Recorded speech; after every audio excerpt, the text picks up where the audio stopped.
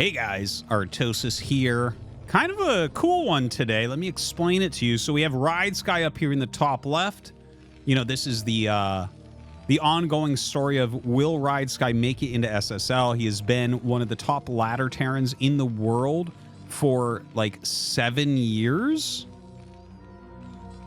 Yeah, isn't that crazy? Like for a really long time, he's been one of the strongest ladder Terrans. Maybe it's 6 years. I might be just slightly misremembering there, but it's 6 to 7 years that he has been super, super strong. Still hasn't made it in, but a really good player. Plenty of games on this channel if you want to check him out. He is really good. I do enjoy watching his games quite a bit. But the guy he's going up against, you might not know unless you pay close attention to the non-Korean scene or maybe even just my stream. This is Ranged. He is one of the top Protoss players outside of Korea. He's actually a buddy of mine and one of my favorite practice partners. So when I saw that he played against Ridesky, I'm like, well, damn, I play against Ranged all the time. Let's see how he does against Ridesky. This is sick. Definitely, it is a match that you would really expect Ridesky to be able to take, but Ranged has been practicing pretty well, and I think he's in good shape right now. So, yeah, let's see what he's got here on Radeon. Love to mix in games like this sometimes. I know mostly it's just DeWalt and a few of the Chinese players, but really there's a decent group of non-Korean players that are quite strong. But, you know, obviously, like, chief amongst them would be DeWalt, and, you know, you might look at DeWalt and say, well, he doesn't beat the top pros enough. But, hey, man, he just took a big game off of Speed recently in the channel. So, you know, upsets do occur, and I'm hoping that we see one here. So, Ridesky actually doing cross-spawn scout, it looks like. He is setting up for a gasless expansion. We'll see if it's 1 depot or 2. He actually checks the center, and he actually doesn't check the entire center. There is buildable terrain down here, and then goes to the top right. That's interesting. So first off, one thing I want to mention is you can definitely tell he's a ladder player because he's probably looking at this, and I don't know exactly what ranged his MMR was for this game. Generally, he's just in the S rank, like lowish S rank. So, you know, Ridesky probably looked at that and said, okay, well, I probably feel like I can only die to proxy gates with this type of build. That's what I feel like just happened there. And he's just looking at it and saying, well, you know, he knows who I am or whatever. And because who doesn't know Ridesky? If you play enough StarCraft BS rank, you know who Ridesky is. But yeah, so it's just kind of an interesting thing because that's such a ladder player move. I feel like you won't see something like that out of Light, for instance. Now, and I would say that he's not wrong either, by the way. Ranged is going to take one of the fastest expansions that you can do, the rangeless expand. Oh, wow, that's kind of funny. But he cancels range and makes the Nexus. It's not super, super fast at 310 compared to how fast his command center is, but it's still a quick Nexus overall. And yeah, he'll kill off this SCV, but Ridesky's going to get the intel he wants just barely. He's going to see the timing of that Nexus. And honestly, if he has razor sharp understanding of the timing, which I imagine he does, he probably thinks this is a ranged opener. Because if you cancel range, you can actually get the Nexus if you do really good mining.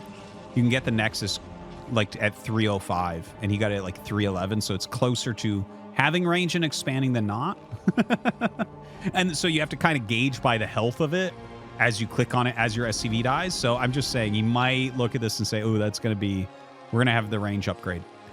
And so 2 factories being made. If you think your opponent is going to get range quickly and attack you in these horizontal spawns, in theory, the best thing to do should be to get siege mode. Some people will skip siege and just try to defend with tanks and good micro. You would want to fill this up with Marines, though. You would want to go 4 Marines on that to punish them trying to snipe your tanks, because there's like a lot of micro inherent in that if they go heavy goon. But yeah, don't know exactly which way he'll go with that. And in fact, it looks like Range is getting ready for a new base and is going for a Dark Templar rush. Interesting. I don't actually see him do that often. Now, obviously, Ridesky doesn't really know him or his style, so that consideration wouldn't be taken, whereas this might catch someone that plays with range a lot like myself off guard. But it's not a terrible idea. The thing is, with a build like this, Yeah, see siege mode? If they're going siege mode at all, that just means that, like, vultures with speed and mines, which would be very, very strong against a Dark Templar rush, are not going to be out very quickly. So just even a single DT completely shuts down anything Ridesky can do as far as putting pressure on, which allows Ranged to get a very fast third Nexus. So I think the theory behind this is very, very strong for Ranged, and it should take him from being slightly behind, I think, to slightly ahead. Obviously, there's a lot of play to be had, so, you know, it's it's like if both of them play really perfectly from here, Range should be just slightly ahead. And we'll see if that's the case. Okay, so vultures being made, speed and mines on the way. He got only one tank with the siege mode. There was no pressure, so he didn't decide to make another tank. And after the 4 vultures, I think he'll probably go back to tanks. Well, it actually hasn't taken this gas. So that might change things a little bit. Maybe he goes a little bit heavier on the vultures because he just does not have that gas. Normally you get that a little bit quicker. So that's really surprising because he started the armory then the second gas, which is like, that's a normal progression.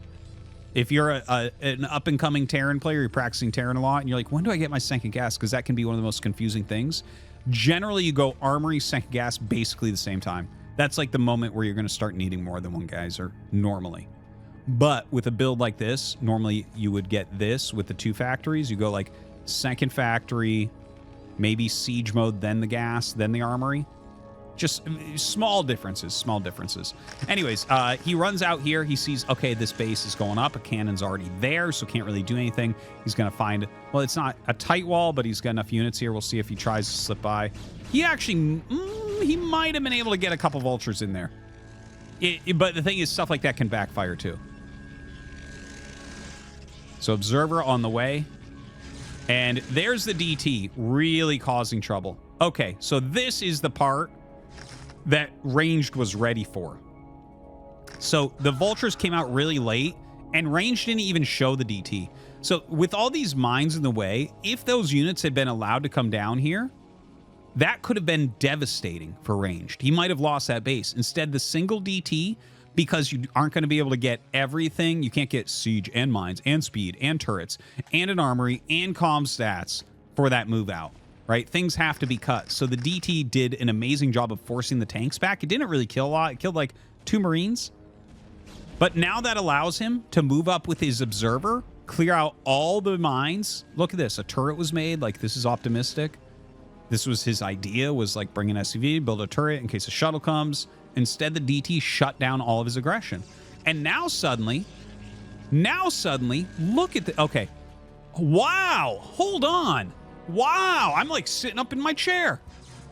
Okay, so Ridesky, when he realized there was DT out, made the 3rd command center. I don't think inherently there's very much wrong with that, because if you see DT, like, it's something that I mention a lot, where Templar tech equals expand. You can't really attack because you run out of scans. A later game you can attack when you have like lots and lots of detection.